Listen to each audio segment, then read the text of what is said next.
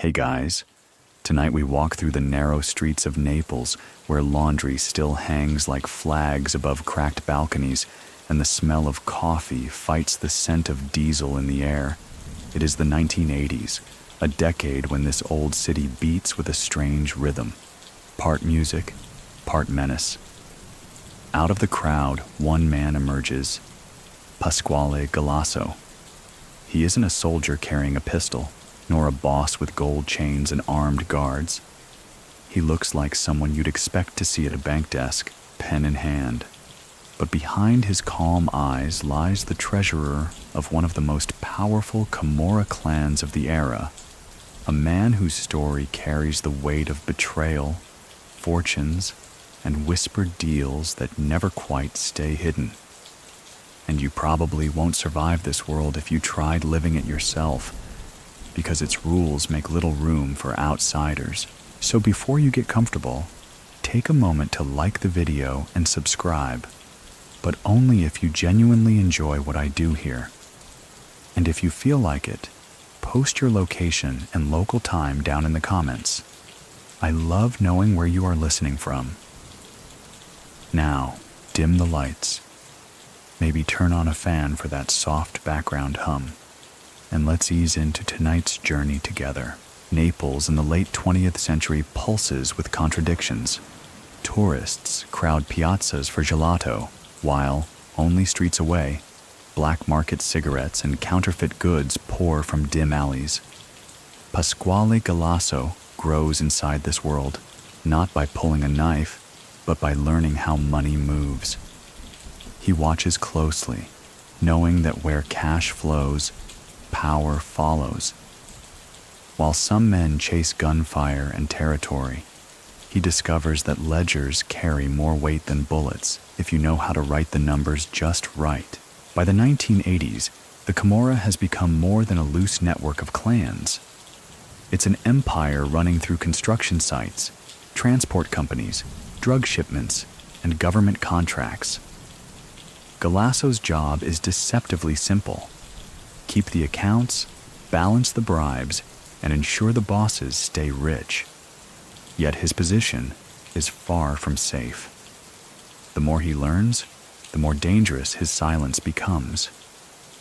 For a man in his role, knowledge is both treasure and trap. In the streets, people glance at him without recognition. He isn't the face of fear like a hitman. He's the quiet figure who pays for restaurants in cash, who builds villas with money that never passes through banks.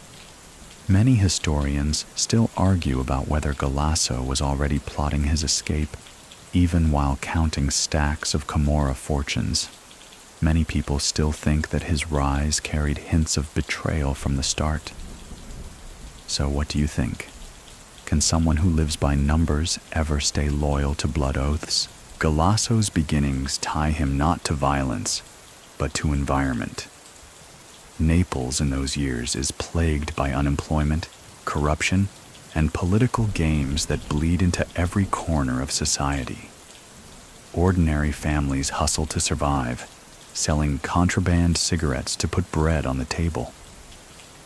Against this backdrop, the Camorra thrives, promising protection, opportunity, and the illusion of stability. Galasso fits neatly into the role of financial brain, finding order in chaos. He builds trust through discretion. The bosses love him because he never asks questions when they hand him envelopes thick with cash. He records every lira, turning crime into balance sheets. But walking home at night, he keeps his collar turned up. Armored cars may shield him on main roads, but alleys are still filled with shadows. He knows too well that being useful doesn't guarantee safety. In this city, men vanish because they've seen too much, or worse, remembered it. Even the air carries whispers. One day, the treasurer might become a liability. And in Naples, liabilities never live long. Pasquale Galasso's story begins long before the neat suits, the armored cars, and the whispered fears. It begins in the narrow back streets where children grow up fast, where survival isn't learned in books, but in the rhythm of markets, arguments, and sudden silences when strangers pass by. Naples in the 1950s and 1960s was a city scarred by war's aftermath, where entire neighborhoods still bore cracked walls and missing fathers. For young Pasquale, childhood is painted in shades of scarcity and opportunity, side by side. Families hustle with odd jobs. Smuggling contraband cigarettes is considered just another trade, and respect comes not from titles, but from who can protect you when the police look the other way. He is not born into wealth. His father, like so many men of that generation, works tirelessly without ever escaping the grip of poverty. Yet from an early age, Pasquale shows a knack for noticing details others miss. Where other boys brag about stolen coins or fights, he pays attention to the shopkeepers counting change. He observes how some neighbors always manage to afford better bread, not through honest wages, but through quiet arrangements that no one names aloud. In those alleys, lessons come early. Money, not morality, decides the game. By the time he reaches adolescence, Galasso has already learned how to juggle appearances. In public, he is the quiet boy who attends school and shows polite manners. Behind closed doors, he listens to older cousins speak of bosses, rackets, and deals struck in smoky cafes. He is too young to act, but old enough to file every detail away. Scholars often debate whether he was destined to become what he did, or whether circumstance carved him into it. Was his ambition innate, or did Naples itself bend him toward the Camorra? Many people still think that the city leaves no neutral choices. Either you serve its power, or you suffer under it. One childhood memory lingers in stories retold later. He once delivered a package for a neighbor, a harmless-looking box wrapped in brown paper. When he handed it off, the man slipped him extra coins with a smile that felt heavier than its worth. Pasquale may not have known what lay inside, but he understood one thing: trust is earned through silence. That small errand, trivial as it seems, became an invisible step on the path toward a life where silence would be his currency. His family, like many in Naples, balanced on the edge of legality. Some nights, there was laughter around the dinner table, the kind of joy that comes from scraping together enough to eat well for once. Other nights, tension filled the house, his father muttering about bills and the shame of debts unpaid. Pasquale absorbed it all. If poverty was the lock on his family's future, he intended to learn the numbers that could open it. He dreamed not of guns or muscle, but of ledgers that never lied, if you knew how to read them. By the late 1960s, Naples was swelling with change. Construction booms filled the skyline. Money poured from government contracts, and with it came the perfect breeding ground for organized crime. Teenage Pasquale stood on street corners watching shiny new cars roll past, symbols of wealth that seemed impossibly far from his family's reach. He didn't envy the men behind the wheels.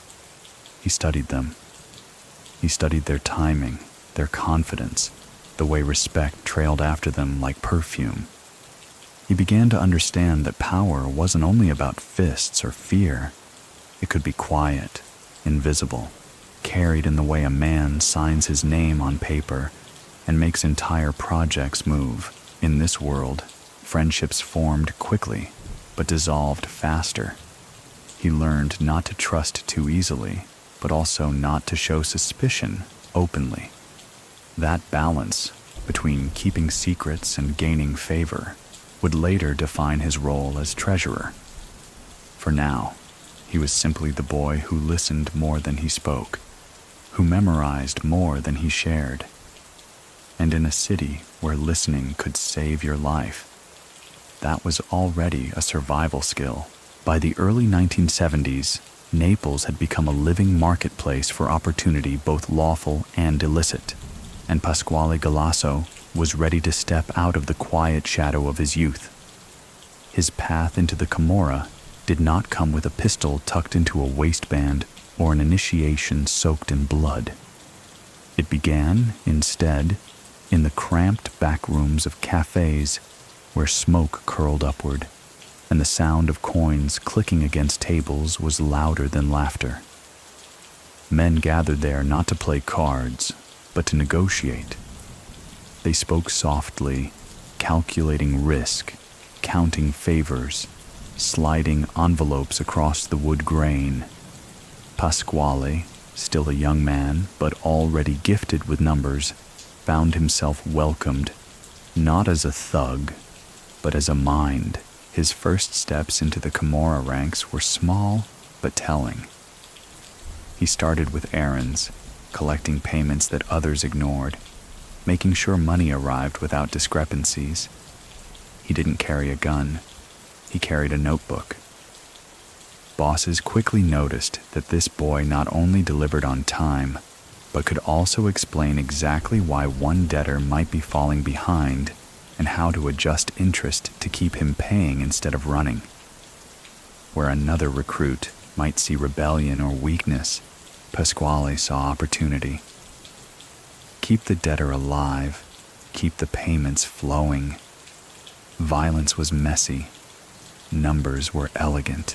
It was here, in these smoky rooms, that he first learned accounting tricks designed not for banks, but for shadows. Shell companies sprang up like mushrooms after rain. Businesses that seemed legitimate, but were fed by bribes, extortion, and smuggling profits. Pasquale learned to move money through them, cleaning dirty cash into clean accounts. He kept ledgers not in neat office cabinets, but in hidden drawers and coded books. His genius wasn't invention, but discretion. He could make the unbelievable seem ordinary, hiding fortunes in plain sight. At the same time, he grew accustomed to the subtle intimidation that hung over every meeting. A misplaced figure might mean suspicion, and suspicion in this world could mean death. But Pasquale thrived under pressure. He balanced books that others would have lost in chaos, ensuring every lira found its way to the right pocket. Camorra bosses began calling him not just a clerk, but an indispensable ally. By the mid-1970s, his reputation spread beyond a single clan. Other figures, rival leaders even, recognized the value of a man who could handle millions without ever demanding the spotlight. Historians today still argue whether Galasso deliberately crafted his persona as the harmless accountant, or whether it was simply his nature to let others take the stage while he secured the backstage ropes. Either way, his quiet entry into the Camorra set him apart from countless young men who rushed for guns and glory. Yet behind the calm mask, he must have known the risks. A joke often circulated in those years. You can misplace your wife in Naples and she'll forgive you, but misplace a single lira of clan money and you'll vanish. Pasquale never misplaced a coin. He built trust, step by step, not through violence, but through reliability. That trust would elevate him further, until he was no longer just an errand boy, but the treasurer whose hand touched every fortune flowing into Naples. And in that rise, he tasted something dangerous. Power earned not by intimidation, but by control over the very lifeblood of the Camorra. Its money. By the late 1970s, Pasquale Galasso had moved from being the quiet observer with a notebook to a trusted figure with access to the Camorra's deepest vaults. While other young men in the clans polished pistols and boasted of street fights, Galasso was polishing columns of figures, drawing neat lines across ledgers, and ensuring that every transaction, licit or illicit, flowed like water into the right basin. In a world where mistakes could end in gunfire, his perfection with numbers became his shield. The bosses noticed, and trust, once rare, grew around him like armor. The Camorra needed men like him. At this time, the organization was not just shaking down shopkeepers or smuggling cigarettes. It was swelling into construction contracts, drug routes, and elaborate webs of political favors. Money was no longer stuffed only into mattresses. It was moving across borders, into bank accounts in Switzerland, into real estate deals in Rome. Galasso stood at the center, the man who could transform chaotic piles of cash into something that looked, at least on paper, legitimate. To the bosses, he was indispensable. To the outside world, he was invisible. His rise also meant greater intimacy with men whose names would later become infamous in Italian criminal history. Around boardroom-like tables hidden in basements, Galasso sat with dons who plotted the balance between business and violence. They laughed with him, slapped his back, poured him glasses of wine, but they also reminded him, subtly, that knowledge was dangerous. One boss once told him, "You are the man who holds the keys to the kingdom. Don't ever forget that keys can be taken away." Pasquale smiled, but the message was clear. Wealth began to flow into his life. Villas rose on hillsides. Cars gleamed in garages. His children attended better schools. His family enjoyed comforts far beyond the neighbors they once resembled. But those comforts carried shadows. Every luxury was bought with the understanding that enemies watched, that jealousy simmered, that mistakes were not forgiven. At family dinners, laughter mingled with tension. His wife may have smiled at the furniture's polish, but she likely knew each chair was bought with risk. By the early 1980s, Galasso's reputation had solidified. He was no longer the errand boy. He was the treasurer. Newspapers would one day describe him as the man who knew where the Camorra's billions slept at night. Inside those figures lay not just profit, but also evidence, trails that prosecutors would later follow, trails Pasquale himself might one day use as bargaining chips. Many people still think that he understood even then the double-edged sword he carried, that every ledger he kept was both a guarantee of power and a potential death sentence. It is said he rarely raised his voice in meetings. While others slammed fists, Pasquale calmly explained percentages, margins, and risks. His demeanor made him seem reasonable, almost likable. But likable men in the Camorra were not spared the price of disloyalty. He knew it. That knowledge sat with him like an unspoken companion, a reminder that every glass of wine shared with a boss might be the last if his sums ever fell short. Still, he continued upward. Trust had elevated him. Money had surrounded him. And yet, every coin he touched was a reminder. The higher he climbed, the harder the fall would be when the treasurer one day decided, consciously or not, that silence weighed heavier than loyalty. By the dawn of the 1980s, the Camorra had become a sprawling financial empire, and Pasquale Galasso stood at its heart. Unlike the loud, violent figures who strutted through Naples with entourages, his power was quiet, the kind of influence that passed unseen through balance sheets and contracts. He was the man who could sit in a cafe, order an espresso, and with one phone call decide the fate of millions. He didn't wear his power in gold chains or silk shirts. He wore it in the calm certainty that every lira flowing through the clan first passed beneath his careful eyes. The ledgers he kept were not simple records. They were blueprints of crime woven into the economy. Construction firms bidding for projects, transport companies moving goods across borders, political campaigns seeking funds, all of them touched his books. Bribes were disguised as consulting fees. Black market cigarette money became imports. Heroin profits disappeared into real estate ventures. Galasso had mastered the art of making blood money look boring, and in doing so, he made himself irreplaceable. Yet the elegance of his numbers could not wash away the violence that funded them.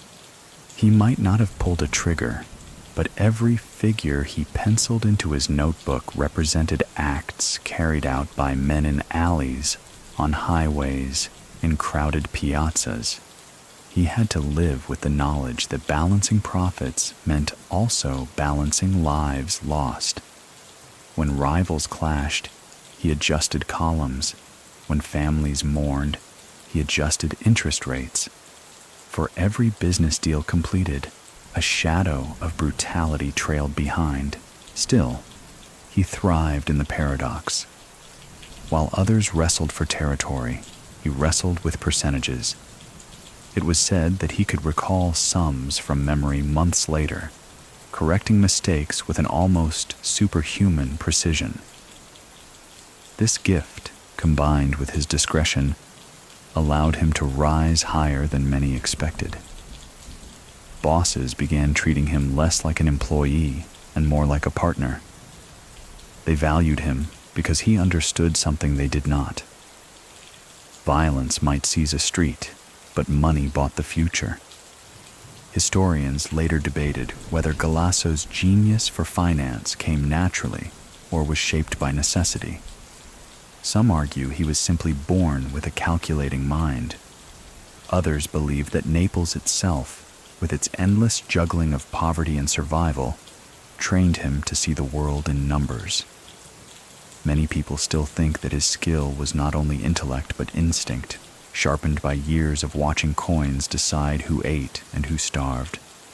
Whatever the source, it gave him leverage in a world that respected fear above all else. But leverage also bred danger. As he grew more essential, he also grew more threatening to those above him. After all, a man who controls the treasure controls the clan.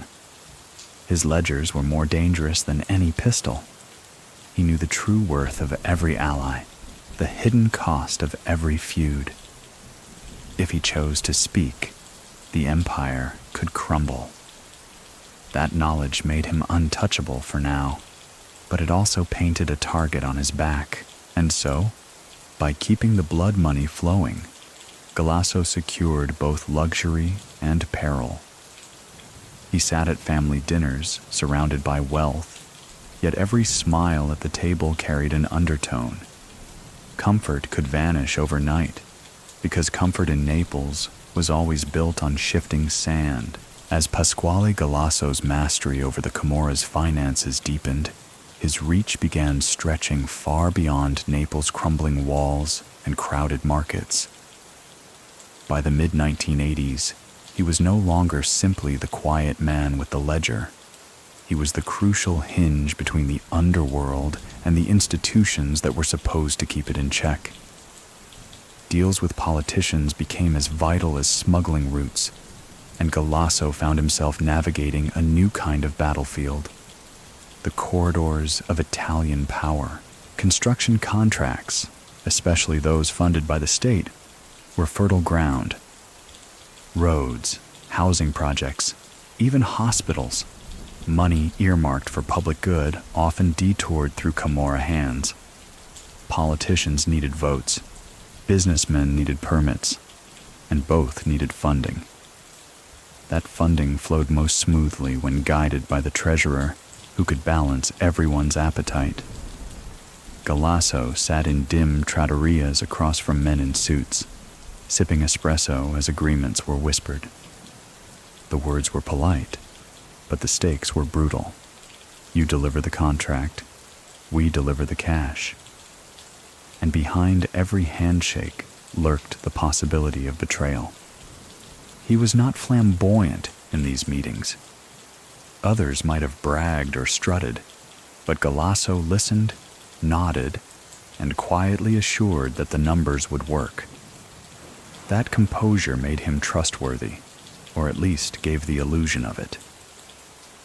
A senator once joked that Pasquale could probably balance the national budget better than Rome itself. The joke carried a truth that stung.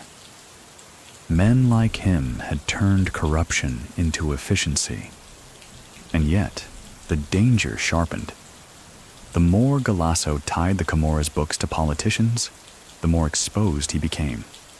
A misstep could bring not just mafia wrath, but government scrutiny.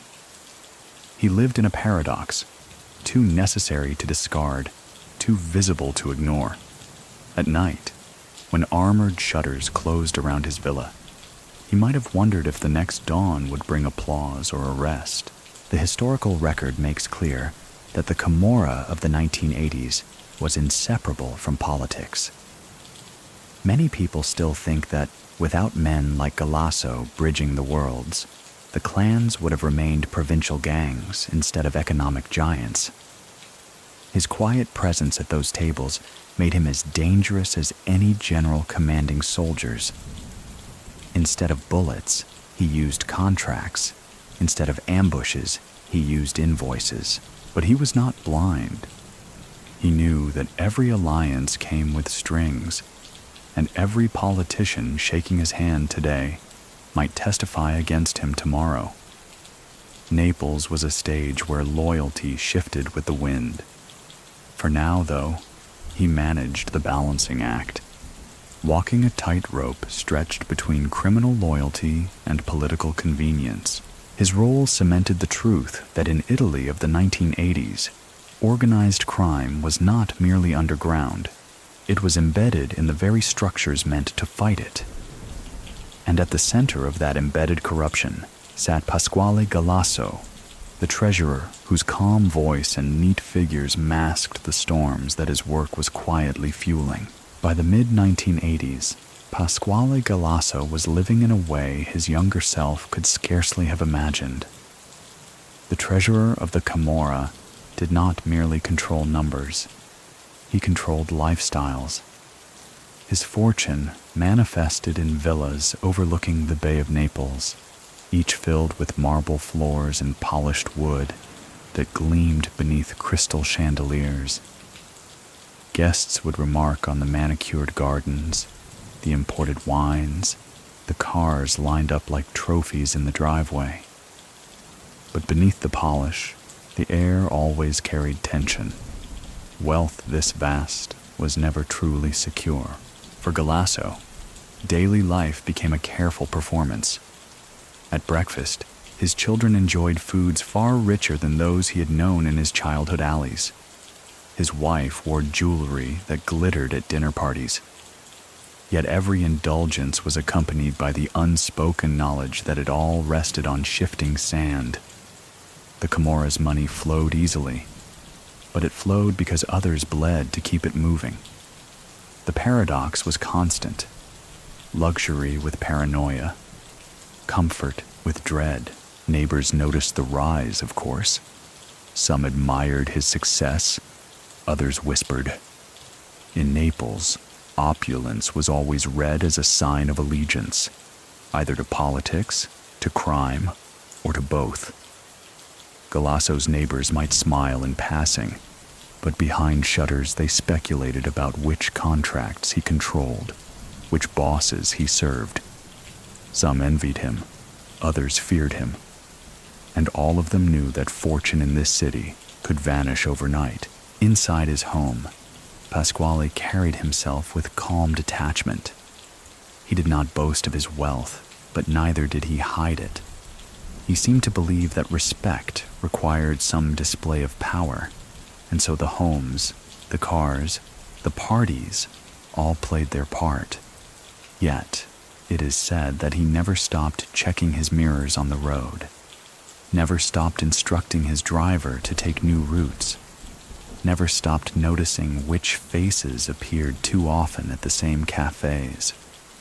Wealth had given him everything, but it had not freed him from the Camorra's shadow.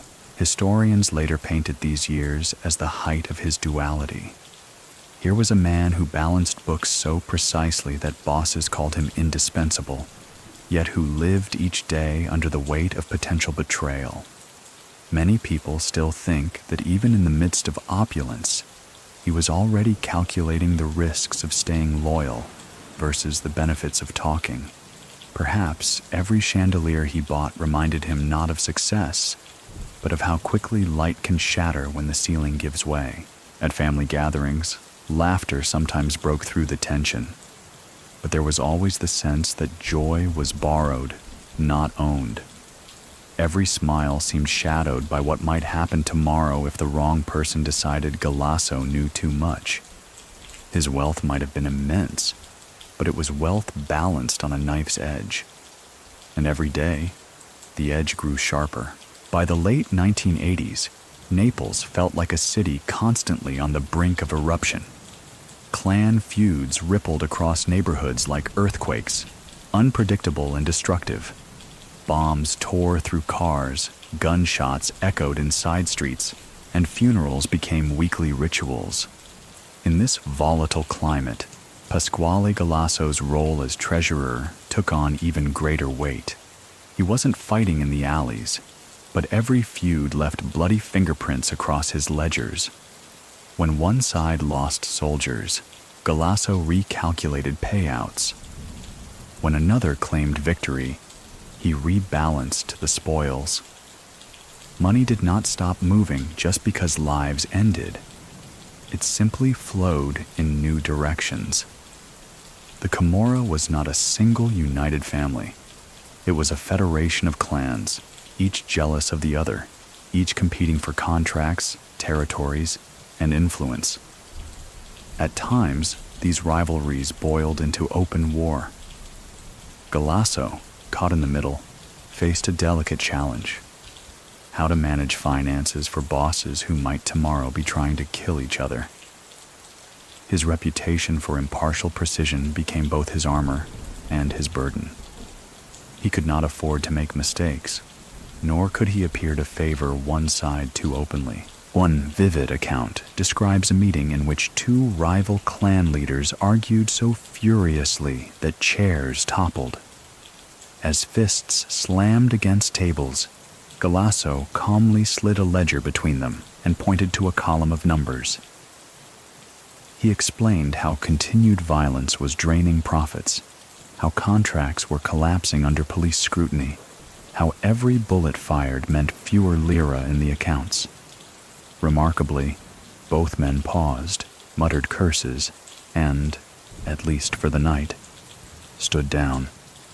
Pasquale hadn't carried a gun into that room, but his arithmetic carried the weight of a weapon. Still, the atmosphere grew ever more dangerous. Clan feuds made loyalty fragile. Alliances shifted weekly. Today's ally could be tomorrow's enemy, and Galasso's unique knowledge meant both sides needed him, but neither fully trusted him. He lived with the awareness that he was both essential and expendable, a contradiction that defined his existence. His own family felt the strain. At night, the sound of distant gunfire sometimes drifted across the hills to his villa. His wife urged caution. His children asked questions he could not answer. At the dinner table, tension clung to the edges of every meal. Pasquale reassured them with calm words, but inside, he must have known. The clan feuds were pulling everyone deeper into a spiral, and even the treasurer could not calculate a clean escape. Historians often point to this period as the tipping point in his psyche. Many people still think that watching the endless bloodshed finally cracked the wall of loyalty he had built. Numbers were logical, but death was relentless. Each feud added new risks to his balance, until even his perfect ledgers could not erase the sense that the Camorra was eating itself alive. And so, Galasso kept writing the numbers. But in the margins of his mind, another calculation began. How long could he survive inside an empire built on a foundation constantly at war with itself? By the turn of the decade, whispers in Naples suggested that Pasquale Galasso knew too much. He was no longer just the man who managed figures. He was the living archive of the Camorra's entire financial structure. Every bribe, every front company, every hidden fortune passed through his hands. He could tell which politician owed favors, which businessman was bought and paid for, and which boss had siphoned money away for himself. In a world where trust was already brittle, that kind of knowledge made him both indispensable and profoundly dangerous. He moved carefully through the city, never without a sense of being watched. Even ordinary errands felt staged. At the butcher's shop, he wondered who noticed his purchases. At cafes, he checked his reflection in spoons to see if someone lingered behind him. His reputation as the treasurer carried an invisible weight. To some, he was the lifeline of fortune. To others, he was the liability who might one day open his mouth. What made him unique was not only his precision, but also his memory. Men said he could recall cash flows from years before, reciting numbers like prayers. Bosses both admired and feared this gift. If a single coin had gone missing, Pasquale could name the moment, the debtor, and the reason. That skill secured his place, but it also meant he became a mirror, one that reflected secrets men desperately wanted buried. The irony was cruel. Galasso had built his safety by being useful, but the more useful he became, the more dangerous his knowledge appeared. The higher he climbed, the thinner the air grew. His ledgers could empower bosses, but they could also destroy them. If he ever faltered, if he ever betrayed a confidence, he wouldn't need enemies from rival clans. His own allies would silence him. Historians later remarked that this was the point when Galasso began living like a man standing on a trapdoor, never sure when the floor might give way. Many people still think that he foresaw the inevitable, that even while he balanced the Camorra's accounts, he was secretly balancing another equation, whether silence or confession offered the better chance of survival. At family gatherings, this tension was visible in small ways. He laughed less, spoke more cautiously, and carried himself with a new formality.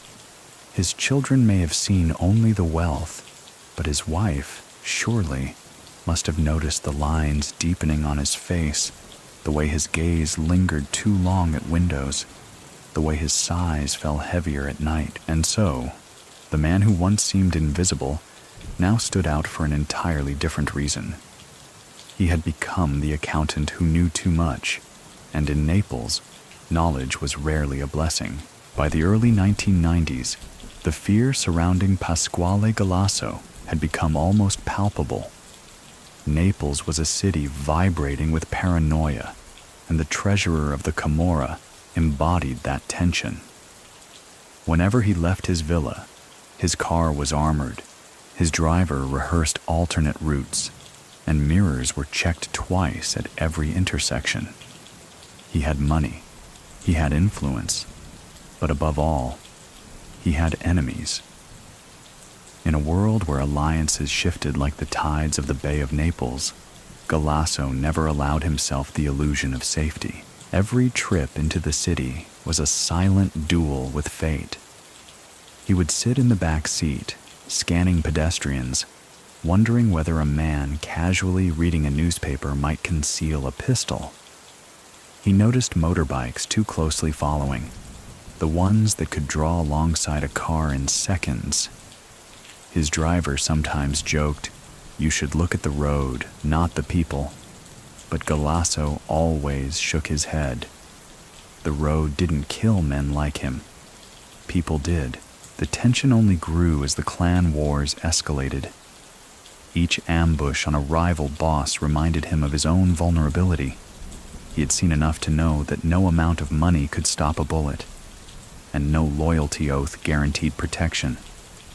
He carried no pistol himself, perhaps an act of defiance, or perhaps because he trusted in the shield of his importance.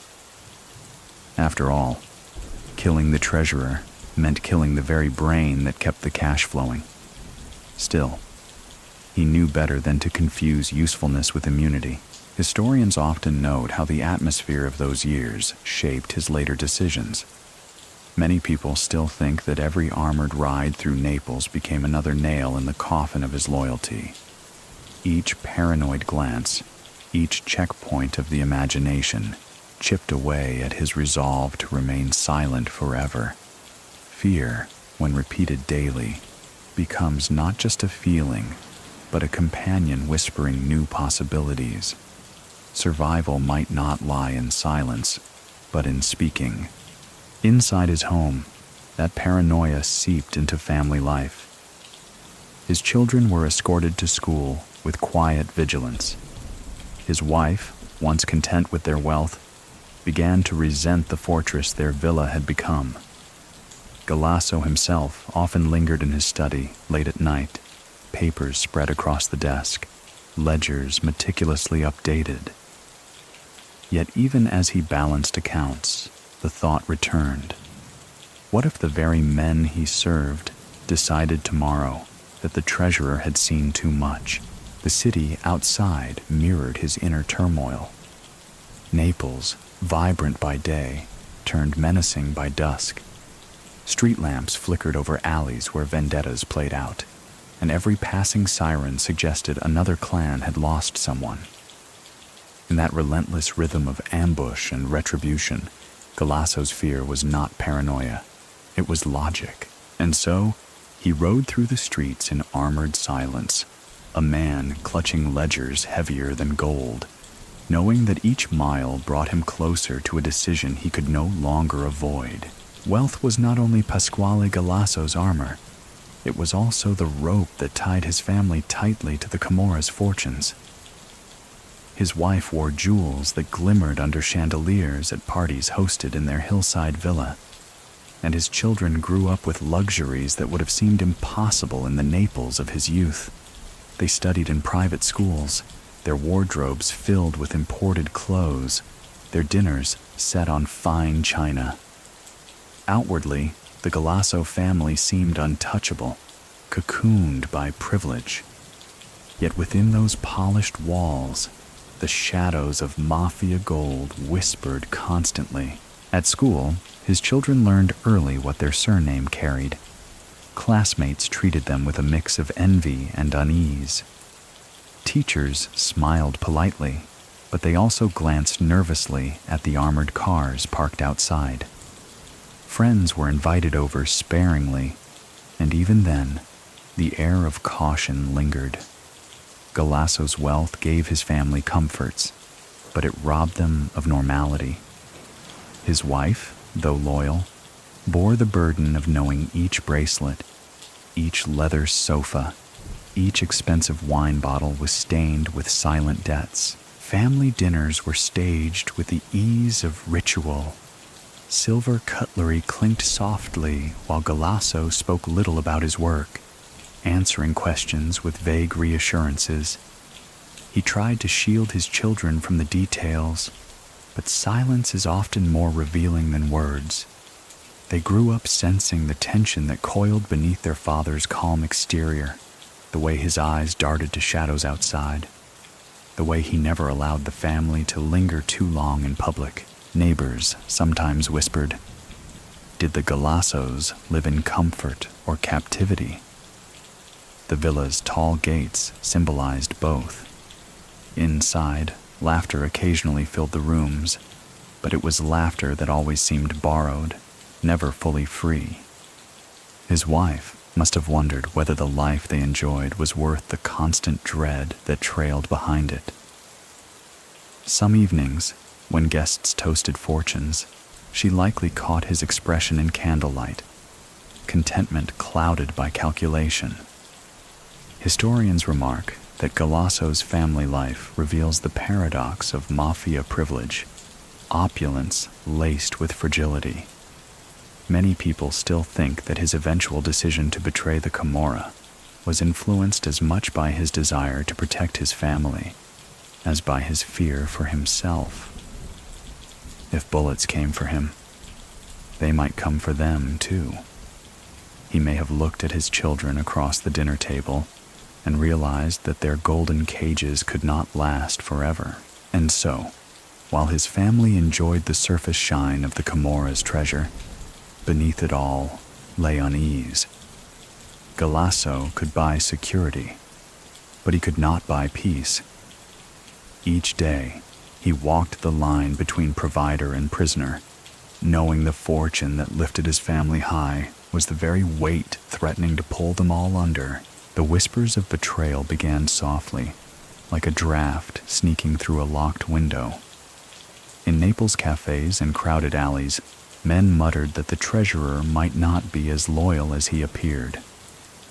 At first, such talk seemed absurd.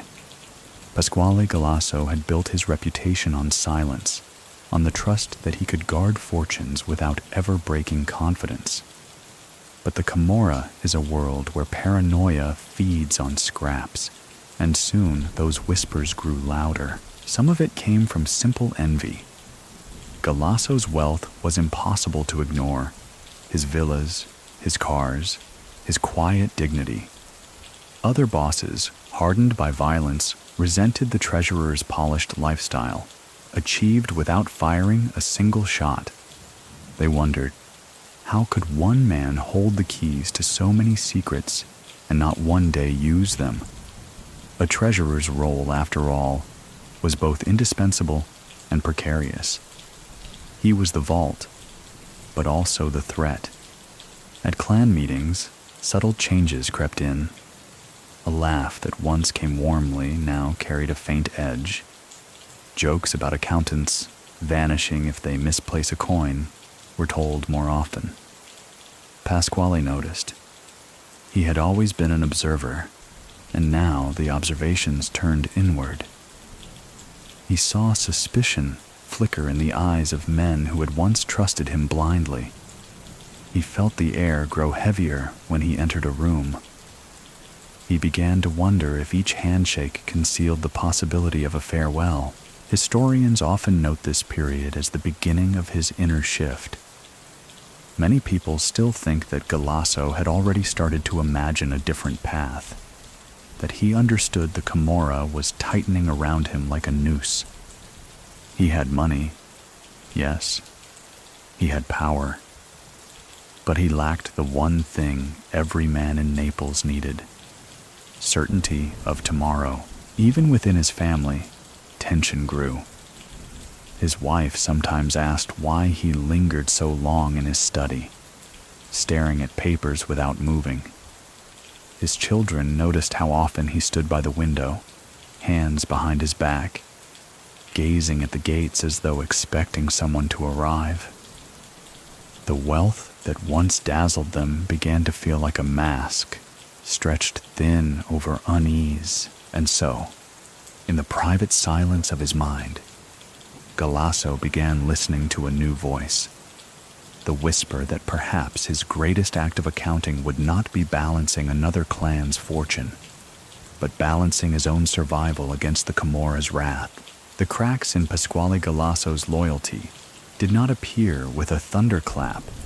They crept in like hairline fractures spreading across glass. At first, he convinced himself that nothing had changed. He still balanced ledgers, still counted coins, still reassured bosses that every transaction was precise. Yet, in the quiet of night, the thought returned. Was silence truly worth his life? The more violence escalated, the harder it became to ignore. Ambushes erupted across Naples, clans slaughtered each other in parking lots, and funerals multiplied. Galasso knew these deaths were more than numbers. They were the cost of keeping accounts steady.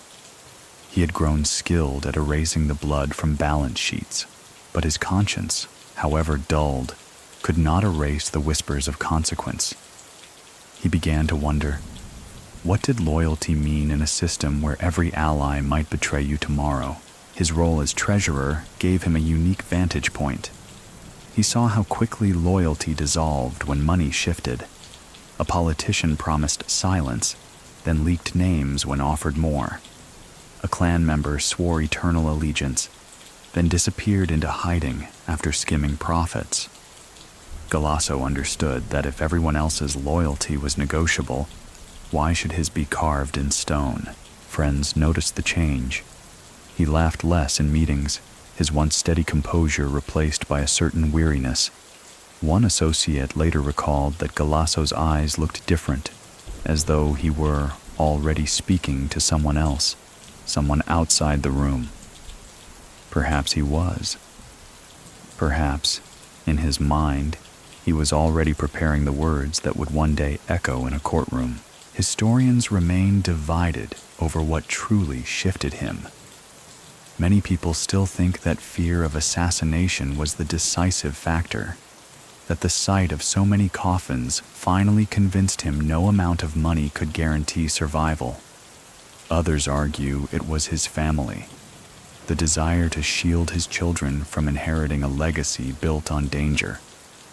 Whatever the truth, by the late 1980s, his silence no longer felt unbreakable. At home, the fractures showed in subtle ways. His wife sensed his distraction, asking questions he could not answer. His children noticed how often he paced instead of sitting. Even his body betrayed him. Nights of restless sleep, mornings heavy with fatigue, as though his mind was already rehearsing a decision too dangerous to speak aloud. Galasso had once been the man who could make millions vanish without a trace. Now he began to wonder if the same skill could make his own peril vanish. If he had the courage to take the first step across the line that no Camorrista was meant to cross. As the 1980s gave way to the early 1990s, Italy itself was shifting. Judges and magistrates launched sweeping investigations into corruption, and the walls around organized crime began to tremble. Operation Clean Hands, Manny Polite, was a storm unlike any Naples had seen. Politicians, businessmen, and crime figures alike felt its weight. For Pasquale Galasso, the treasurer who had carefully balanced the Camorra's fortunes, it was like watching the foundations of his empire crack in real time. The state was finally chasing the paper trails that men like him had once believed untraceable. Contracts once shielded by bribes now glowed under scrutiny. Politicians who had shared espresso and whispered deals in trattorias now sweated under interrogation. The same coded ledgers Galasso had once seen as proof of his indispensability had become a liability. Each figure in those books was a witness against him, even if the ink never spoke aloud. In this climate, paranoia no longer belonged only to the clans. The state was everywhere. Police raids in the night, prosecutors demanding testimonies, headlines shouting arrests. Galasso, who had lived in constant fear of betrayal by his peers, now faced a second front. The legal system itself, methodical and relentless. The law didn't fire bullets, but it carried its own weapons. Subpoenas, indictments, sentences that could bury a man as deeply as any shallow grave. Inside the Camorra, pressure mounted. Bosses raged about, traitors in suits, whispering that someone must be feeding information. Fingers pointed in every direction. And Galasso, who had always been the man with answers, found himself silently questioned. He saw suspicion in glances, felt tension in handshakes. Every meeting became heavier, as though every man at the table wondered if the treasurer's knowledge might one day be recited in a courtroom. Historians later described this period as a perfect storm around him. Many people still think that the state's investigations gave Galasso the first glimpse of an escape, that he began calculating not only profits, but the price of his own freedom. For once, he could weigh loyalty against an alternative that seemed, however dangerous, still possible. At home, the pressure bled through. His wife read the newspapers and saw names she recognized from dinner conversations. His children noticed his distraction, his constant scanning of news broadcasts. The villa, once a symbol of triumph, felt like a gilded cage tightening around them. Each day brought new arrests, new stories of men dragged from their homes, their empires collapsing. Galasso was an accountant by nature, and he began to apply that same cold logic to himself. Balance the risks, weigh the outcomes, calculate survival. He had served loyally, he had built fortunes, but the tide was shifting. And as Operation Clean Hands swept through Italy, Pasquale Galasso quietly began preparing to decide whether silence or speech would save him. The decision came like midnight itself, sudden, heavy, and impossible to ignore. For years, Pasquale Galasso had balanced his life like the ledgers he mastered, assets against liabilities, loyalty against fear. But by the early 1990s, the numbers no longer added up. The Camorra's wars had thinned alliances, the state's prosecutors had tightened nets, and every reflection in a mirror looked too much like a warning. It was then, at that crossroads between loyalty and survival, that Galasso faced the choice no treasurer was supposed to make. The Camorra Code was clear. Silence. Always silence. To break it was to erase one's name from honor and to paint a permanent target across one's back. Yet silence now meant something else. It meant waiting for an ambush or rotting in prison under charges that carried decades. Galasso, who had always seen life through numbers, began calculating differently. What was the cost of silence? What was the value of speech? For the first time, betrayal seemed less like a disgrace and more like an equation of survival. He must have wrestled with the thought in lonely hours, pacing halls where chandeliers gleamed above and shadows clung at the edges. His wife's anxious glances, his children's questions, the heavy silence of bodyguards in the driveway, all became weights pressing him toward an answer. The Camorra offered him riches, but no safety. The state, terrifying as it was, offered at least the possibility of a deal. Historians still argue over whether Galasso's choice was fueled more by fear or by pragmatism. Many people still think that he saw betrayal not as cowardice, but as strategy, the final calculation of a man too clever to let fate dictate his end. Perhaps they are right. Perhaps Galasso realized that the most valuable treasure he held was not the Camorra's money, but his own knowledge of its secrets. And so, the decision formed in silence.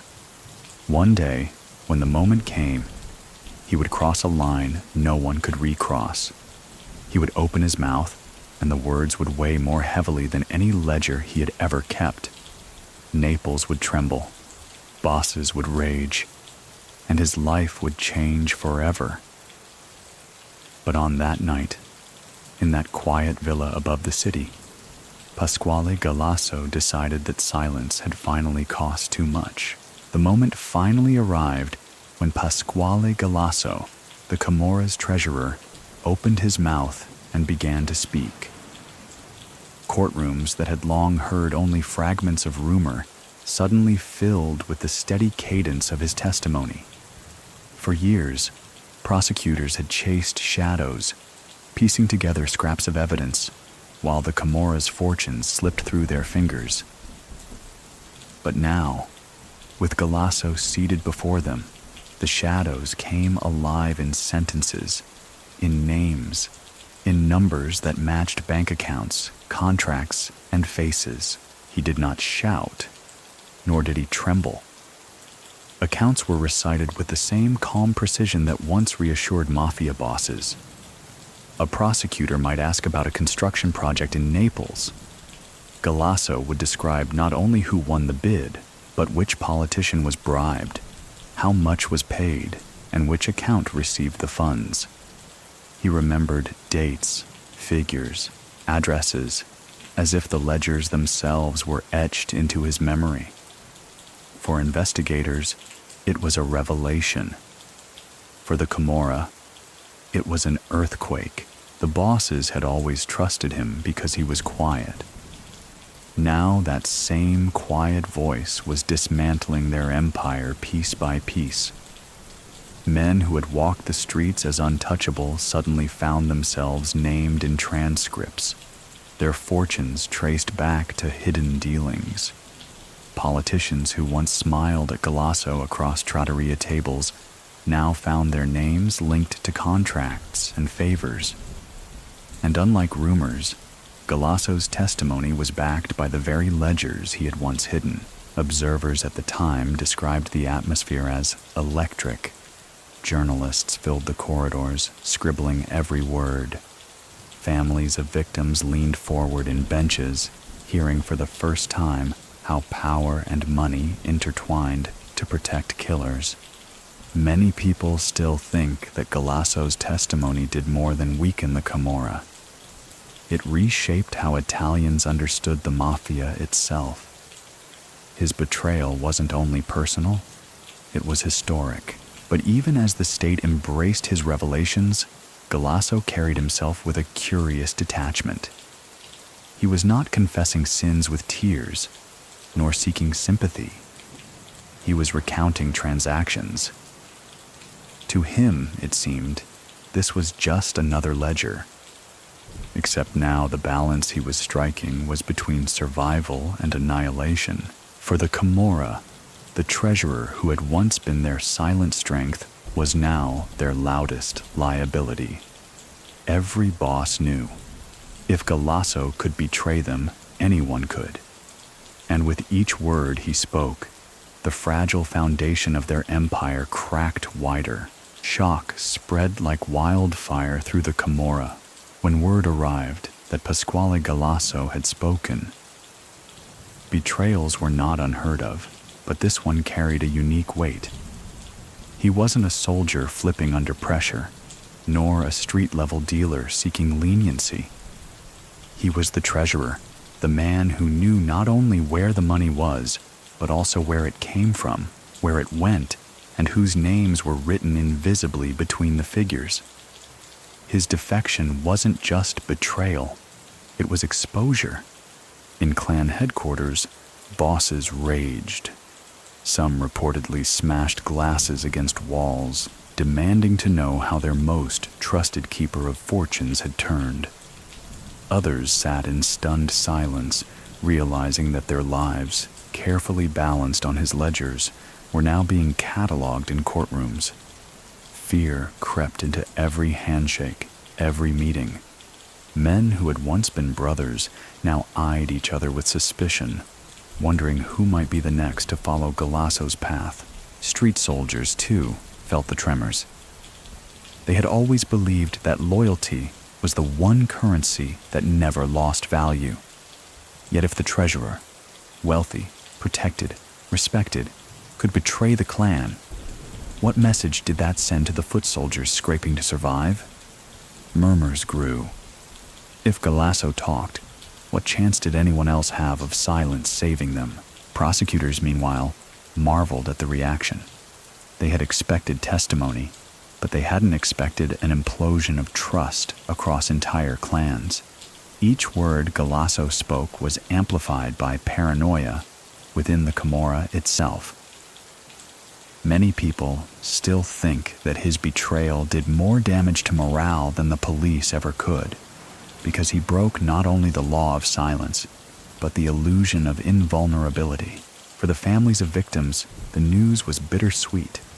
Here, at last, was someone lifting the veil, someone naming names that had lingered as rumors for years. But it also reignited grief. Every number Galasso cited was tied to lives stolen, families broken. His testimony brought truth, but not peace. Inside his former circle, panic became strategy. Some fled Naples altogether, retreating to distant towns or foreign hideouts. Others doubled down, vowing vengeance, whispering that the treasurer would not live long enough to finish his story. Yet Galasso's words kept pouring into court records, and the longer he spoke, the more untouchable he became under state protection. Naples buzzed with speculation. In cafes, men leaned close to ask, had anyone ever seen such a betrayal? Women shook their heads, muttering that money had finally eaten itself. Children, overhearing, learned a lesson they would carry forward, that even the strongest oaths could fracture when fear and fortune collided. And so, the Camorra shuddered, not from bullets this time, but from the quiet, devastating sentences of the man who had once been their treasurer. For every revelation Pasquale Galasso offered in court, another door slammed shut behind him in Naples. The men who had once toasted him with wine now spat his name like poison. Old allies vanished from his life overnight, severing ties as though he had already been buried. In the Camorra, betrayal was not only a crime, it was contagion. Anyone too close to him risked suspicion. Former friends who once depended on his calculations now crossed streets to avoid being seen in his shadow. Enemies multiplied swiftly. The bosses he exposed did not merely lose money, they lost face. And face was everything in a city where respect held more value than gold. Soldiers whispered about avenging the dishonor. Contracts were rumored, quiet bounties placed on the treasurer's head. Yet paradoxically, Galasso was safer than he had ever been. The state, recognizing the value of his testimony, surrounded him with protection. What bullets could not pierce, police escorts and safe houses now shielded. Still, the fear was real.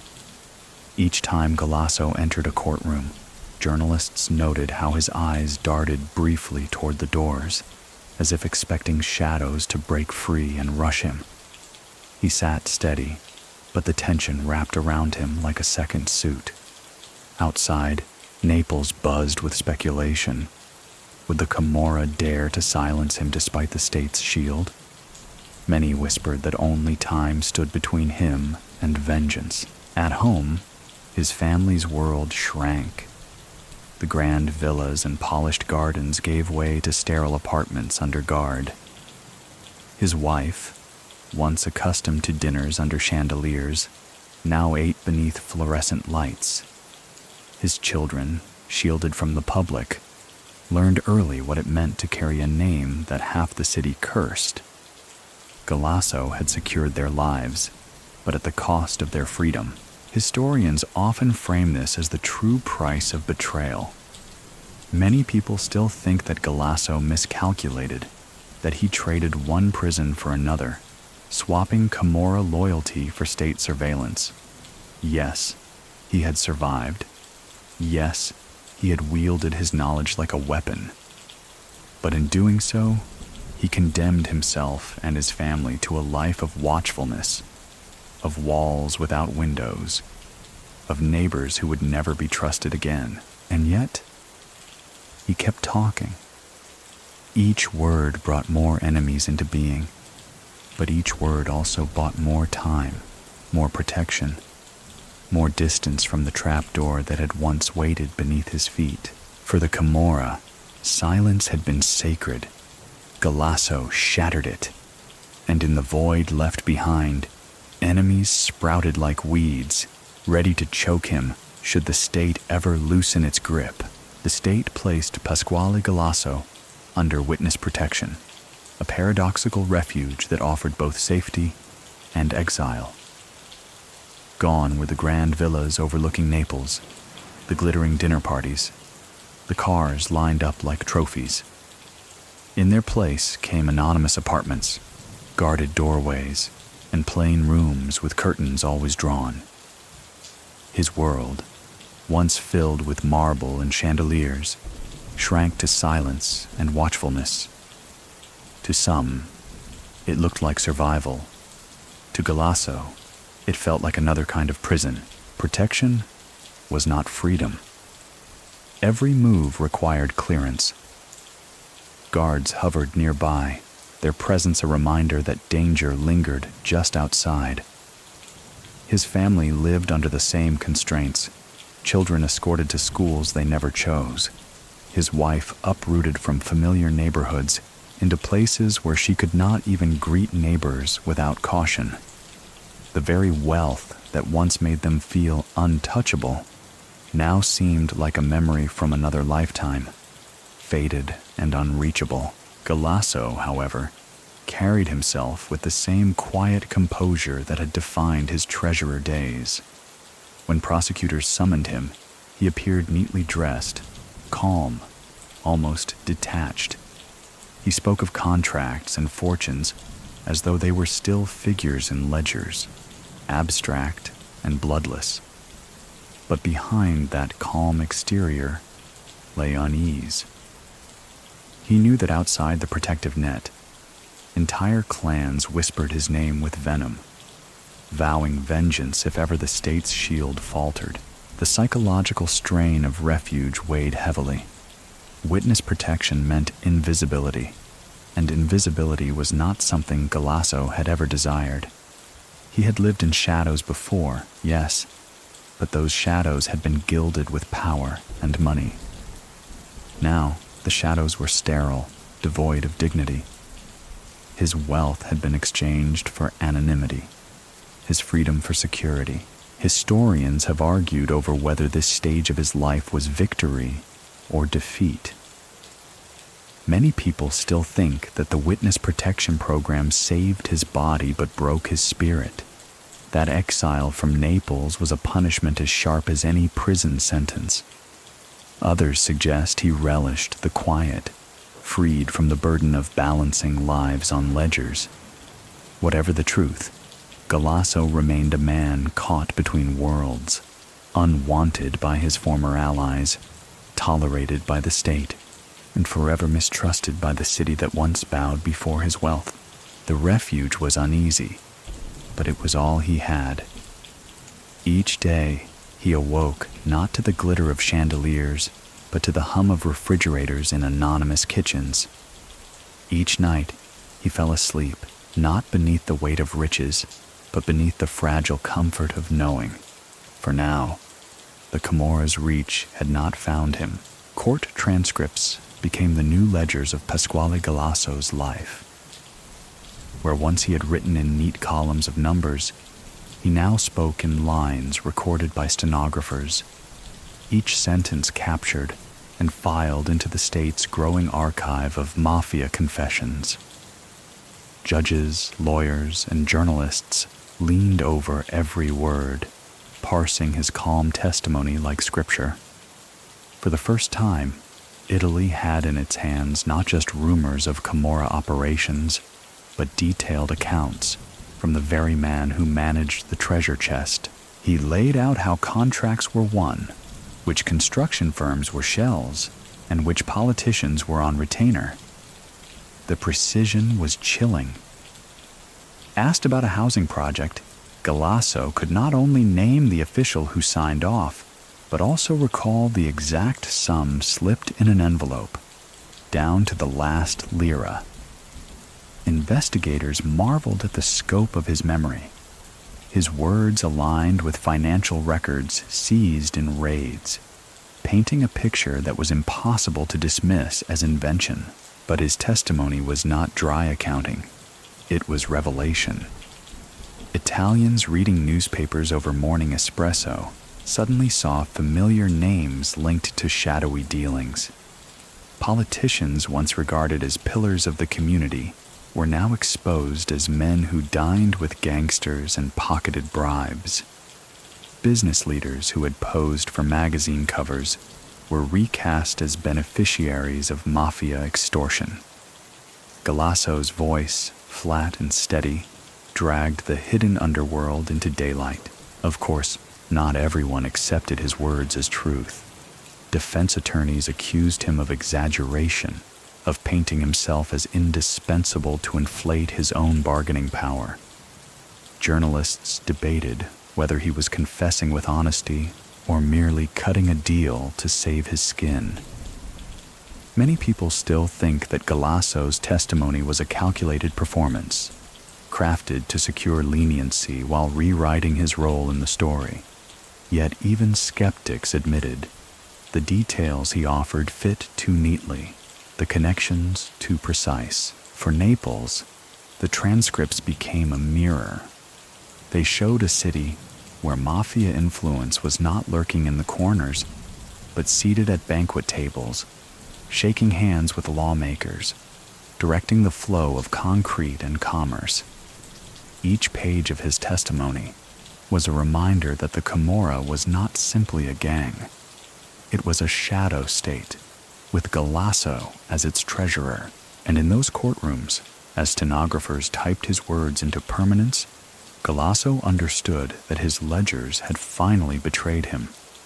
What he once guarded in silence had become the very weapon he wielded to buy his survival. The consequences of Pasquale Galasso's testimony rippled far beyond the walls of the courtroom. Naples felt the shock like an earthquake, its criminal empire shaken to the core. The Camorra had always thrived on secrecy, but now its secrets were printed in newspapers, broadcast on evening news, and debated in parliament. Bosses who once strutted through piazzas with impunity now found themselves in handcuffs, their fortunes frozen, their networks exposed. For law enforcement, Galasso's revelations were a gold mine. Police raided warehouses with precision, dismantled smuggling routes, and traced financial trails that once seemed impossible to follow. Dozens of arrests followed, from street soldiers to high-ranking bosses. Companies tied to mafia money collapsed almost overnight, their contracts revoked, their bank accounts seized. The empire Galasso had helped build with numbers was now bleeding from within, undone by the very precision he had once used to protect it. The cultural impact was just as deep. For ordinary Neapolitans, the Camorra had long been both feared and accepted, a background constant like the sea or the crumbling buildings. But hearing Galasso, once considered untouchable, describe the machinery of power-shattered illusions. Families who had lost sons to clan wars saw proof that their grief was not random. It was part of a calculated system that put profit above life. And now that system was cracking. Yet the Camorra did not collapse entirely. Criminal organizations are nothing if not resilient. Leaders were arrested, but younger figures stepped forward. Territories were disrupted, but the demand for drugs, contraband, and contracts never disappeared. The empire bled, but it did not die. Still, the wound Galasso inflicted was deep enough that the clans would never again regard treasurers as silent shadows. From then on, accountants were watched as closely as soldiers with guns. Historians mark this moment as a turning point. Many people still think that Galasso's betrayal weakened the Camorra more profoundly than any police operation of the era, because it pierced not just its structure, but its mythology. If the treasurer could talk, anyone could. Loyalty, once sacred, became suspect. For Galasso himself, the fallout was both triumph and tragedy. He had bought survival, yes, but in doing so, he had destroyed the very empire that once made him powerful. His betrayal was remembered not as a single act, but as a tidal wave, one that reshaped the shores of Naples forever. As the dust settled from the first waves of trials, a new question emerged. Why had Pasquale Galasso really done it? fear, self-preservation, calculation. These were easy answers, but none quite satisfied everyone. His betrayal became a subject not just of headlines but of scholarly debate, with historians, criminologists, and journalists all attempting to decode the treasurer's mind. Some insisted it was purely pragmatic. The Camorra's wars had spiraled out of control, and Galasso saw what happened to men who became liabilities. He knew his own knowledge painted a target on his back, and the safest way out was through cooperation with the state. Others argued that it was family that tipped the scale. Watching his children grow under constant guard, seeing his wife age beneath the weight of paranoia, he may have chosen to speak not to save himself, but to save them from a fate sealed by his silence. Then came the moralists, those who believed Galasso was haunted by the violence his ledgers disguised. They claimed he could no longer reconcile the wealth he enjoyed with the funerals that piled up in Naples churches. They painted him as a reluctant participant who finally snapped. But critics scoffed at that idea. Wasn't he the man who had orchestrated the Camorra's finances for over a decade without hesitation? Could morality suddenly sprout in soil watered with blood money? The debate continues. Many people still think that Galasso was neither saint nor villain, but strategist, someone who played the only card left in his hand. By talking, he transformed himself from expendable insider to invaluable asset. Survival was his only constant calculation, and survival demanded betrayal. For Naples, the debate hardly mattered. To some, he was a Judas, the ultimate traitor who dismantled the family that trusted him. To others, he was a paradoxical savior, the man who dared to pull back the curtain and show the machinery of corruption. Children of victims blessed his name, while old Camorristi spat it into the dust. What is clear is that Galasso's motives can never be pinned neatly to one cause. He was too complex, too calculating, too steeped in a world where truth itself was fluid. His betrayal is best understood not as a single choice, but as the final entry in a lifetime of ledgers, an equation where loyalty, fear, ambition, and love for his family were all columns to be balanced. And for once, the numbers no longer pointed towards silence.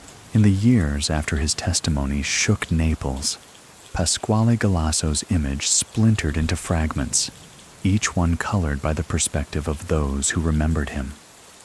To prosecutors, he was a cornerstone witness, a man whose calm disclosures illuminated the darkest recesses of the Camorra's empire. To victims' families, he was an ambiguous figure, part villain who had enabled the system that destroyed their loved ones, part reluctant savior whose words at least revealed truth. And to the Camorra itself, he was a traitor of the highest order. His very name spat like a curse. Historians looking back describe him as a paradox. On one hand, he embodied everything the Camorra represented: ambition, pragmatism, wealth wrestled from poverty, loyalty defined only by convenience. On the other, he embodied the collapse of that same system, proving that even its most trusted treasurer could fracture under pressure. His legacy could not be drawn in black or white. It remained shaded, like Naples at dusk, when the city seems caught between light and darkness. Public memory reinforced the paradox. Newspapers printed his face alongside stories of collapse, corruption, and betrayal. Some portrayed him as a man of cunning brilliance, others as a coward hiding behind courtrooms. The cafes of Naples buzzed with debate. Was Galasso a hero for exposing the rot, or merely a self-serving man who jumped ship before it sank? Many people still think that both views hold truth, that Galasso's story can never belong solely to one narrative. Even in exile, his presence lingered in the city he left behind. Children grew up hearing his name as both warning and lesson. To Camorra recruits, he was the cautionary tale. Power without loyalty leads to ruin.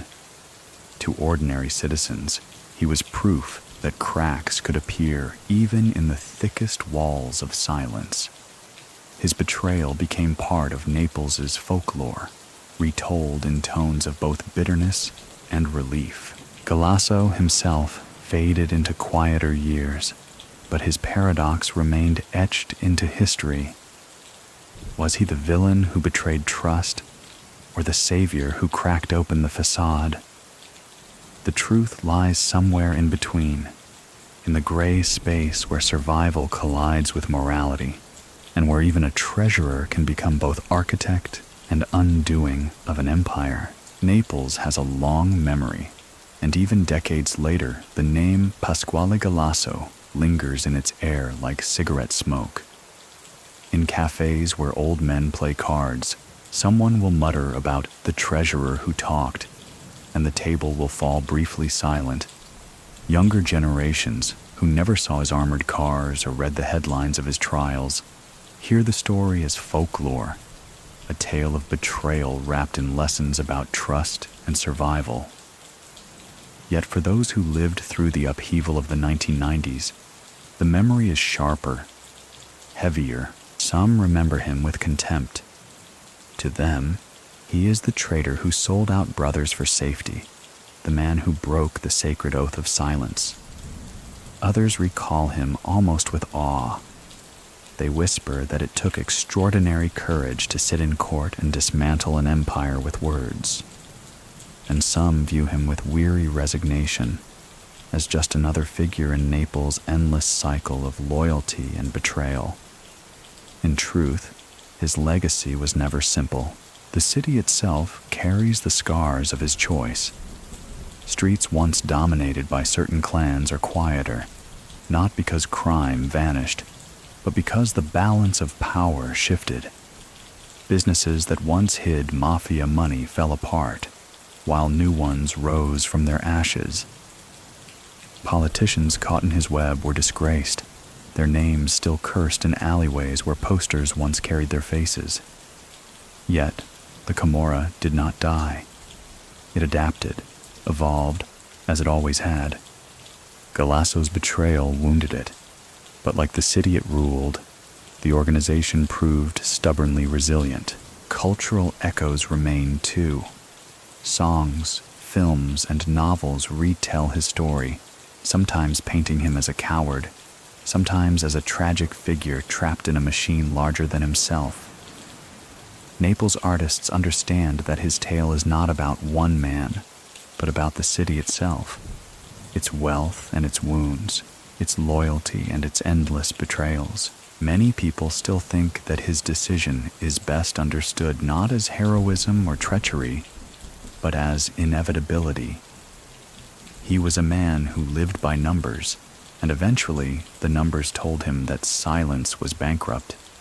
The people of Naples, however, remember in their own ways, some with anger, some with gratitude, and most with the quiet recognition that his story is part of their own. And so, in the cafes, on the balconies, in the whispered lessons of parents to children, Pasquale Galasso endures, not as a saint or a devil, but as the reminder that even in a world built on silence, one man's words can echo for generations. The final years of Pasquale Galasso's life were not marked by spectacle, but by dim exile, a fading of the man who once controlled billions into a figure of near anonymity. Stripped of villas, cars, and the glimmering symbols of power, he moved through quiet places where his name was spoken rarely and always with a cautious glance. The treasurer who once balanced fortunes now lived as a shadow of himself, protected by the state, but captive to the silence of his own choices. There were no marble halls or grand dinners anymore. Instead, there were plain walls, unmarked doors, and the steady hum of ordinary life that never felt ordinary to him. His family, too, lived with the lingering weight of his decision. They had safety, yes, but it was a safety fenced by secrecy. They could not return to Naples without risk, could not walk freely in the city whose story they were forever bound to. For them, exile was not a place. It was a condition. Galasso himself aged in quiet observation. He read newspapers, sometimes noting how the Camorra adapted, shifted, survived despite all he had exposed. Perhaps he wondered if his betrayal had been enough, or if the machine he tried to dismantle had simply grown new gears. Historians speculate that he carried a deep ambivalence, satisfaction that his words had shaken the empire, regret that the empire had not crumbled entirely. Many people still think that he died, wondering whether his testimony saved Naples or merely scarred it further. In those final years, the treasurer became something of a ghost, a man remembered fiercely by others, yet barely present in his own surroundings. Friends were gone, enemies still lurked, and the fortune he once guarded had long since vanished into confiscations and ruins. What remained was a story, a legacy both cautionary and unresolved. When Naples speaks of him today, it is not with clarity, but with contradiction. Was he coward or strategist, traitor or reluctant reformer? Perhaps he was all of these, or perhaps none. What is certain is that his life traced the arc of the Camorra itself, rising from poverty to power, gilded by money, corroded by violence, and finally undone by the very silence it demanded. And so, Pasquale Galasso faded into history not as a conqueror, not as a martyr, but as a treasurer who chose to talk. His story lingers like the echo of footsteps down an empty alley, reminding Naples that even the most guarded secrets can find their voice. And now, as our journey with Pasquale Galasso comes to a close, let the noise of courtrooms and the shadows of alleys fade gently into the background. The city of Naples, with all its contradictions, drifts further away, its streets quieting under the hush of night. The treasurer's tale, filled with ledgers and betrayals, has carried us through decades of tension. But here, at the end, we slow our steps. Picture the dim glow of a lamp in a small, quiet room. The papers are gone, the ledgers closed, and only the soft hum of the evening remains. Outside, the air is still, as though the city itself has paused. Galasso's story, for all its storms, rests now in silence, and that silence belongs to you. Let your breath ease as you settle into calm. Each inhale carries away the weight of schemes and secrets. Each exhale leaves only peace. Imagine the distant sea, its waves brushing the shore with a rhythm steady and unbroken, like the heartbeat of time itself. The noise of betrayal, the clang of prison gates, the whispers of vengeance, all of it dissolves into that steady tide. In this quiet, there is no need for calculation. No sums to balance, no choices to weigh. Only the simple stillness of the present moment, the comfort of knowing that stories end, and in endings, we find rest. Close your eyes, if they aren't already heavy, and let the echoes drift away. Tomorrow the city will wake again, but tonight belongs to quiet. Tonight, you are safe in the calm.